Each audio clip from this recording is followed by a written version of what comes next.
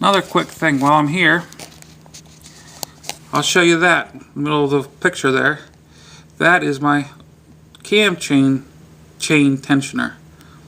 You can see it's made up of a block of metal. Goes to the block. There's a nut there, and there's an acorn nut there. And this is a bolt that comes through, and the head of the bolt is actually inside the engine. And the head of the bolt is used to tighten the chain up. You just turn it in to make it snug, and to work on things you just back it out. But to adjust it in, you have to finger tight it down, turn your engine over from here by hand, and keep turning it in. Make like 1 or 2 revolutions here. Turn that tensioner in slowly by hand. Don't use a wrench. Whenever you get it as snug by hand, fingers as you can, back it out 1/8 of a turn. Then tighten down your lock nut, and it'll be adjusted in. Now here's the view with the valve cover off. You see there these caps right here. These caps, I got 8 of them. You have to take the bolts off out of the caps, but do not take them off until you get yourself a setup like I have, which is on the other side. All it is a box, and I've got it numbered because you got to keep these caps in order and go in the right direction. Now, going in the right direction is not bad because it has an arrow points to the front, and they do have numbers on it, but they're not necessarily in order of where their placement is. So I took a box, poked the holes through for your bolts, your cap screws to go through. And that way I can keep in order, and they'll go right back in the place where they belong. And you see the chain here. Chain right here. What I'll do is I'll take a piece of rope, I'll tie it to the frame, hold that chain up. That way, if I loosen up and if I decide to go ahead and take the cams out, the chain won't just fall right through here and down into the engine. Right here, you'll notice if you get this off that you'll see like a set of screw threads. That's for your tachometer. But we're making progress. Alright guys, just to show you, that's how I keep my cam caps in order.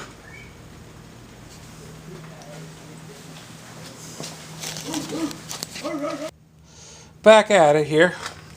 I mean, this is actually being done installing the shims under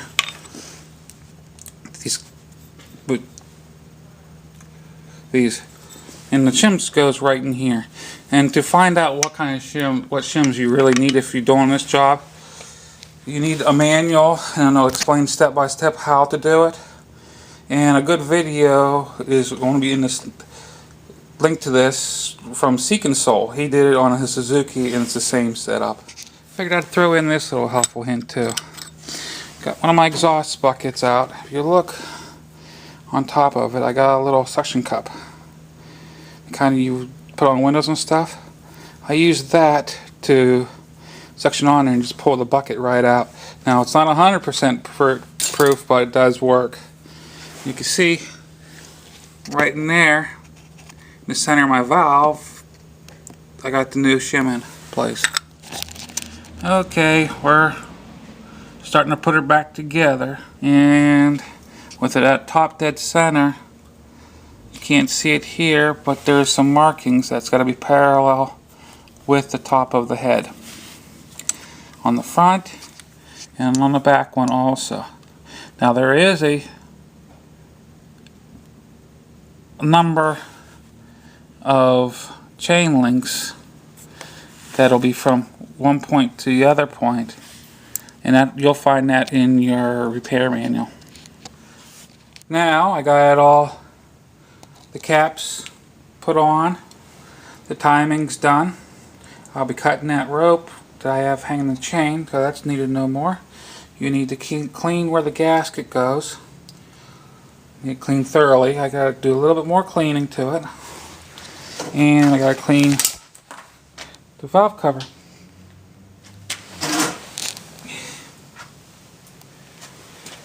Gotta clean the valve cover. On the valve cover, make sure you get all that taken off and clean so you get a good seal. And the gasket, you see,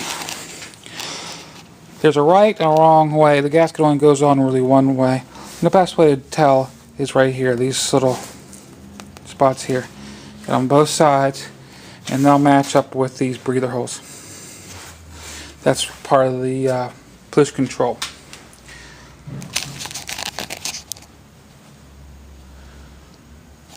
But we're coming along. Okay, got the bolts all tightened down to their proper torque. Put the new fuel filter into place on that end. Next, it's hard to see here, but you see this cable right here. That's my tachometer cable, and it is leaking oil through a seal. It's back here. Gotta do is unscrew it and put that little bugger into place. Now I should have one for the top of the tach, but it didn't come in. It's back ordered. So I'll do the top whenever it comes in, but right now I'll do the bottom. Okay, take two. Now, I got my cam chain tensioner adjusted, just like I stated. Now, I got some of this. I'll set it over here for you guys to see. That is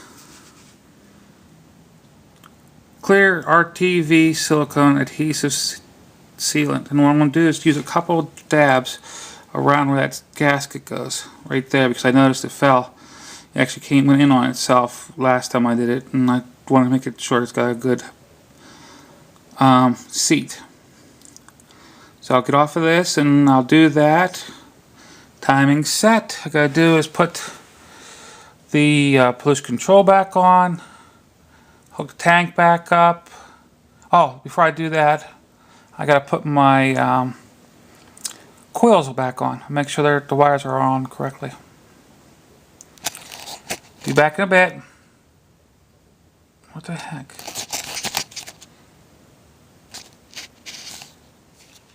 Well, here's where we're at so far. Coil packs on. Oh, emissions is on, controls on. Emissions. Just working to put the fuel tank back on. Getting there, but I did forget to do one thing before I started this job, and that is to charge my battery up, because part of the problem was with this is the compression was off and the starting system wasn't powerful enough to turn the high compression engine over, since it was so high because didn't have any shims in the valves.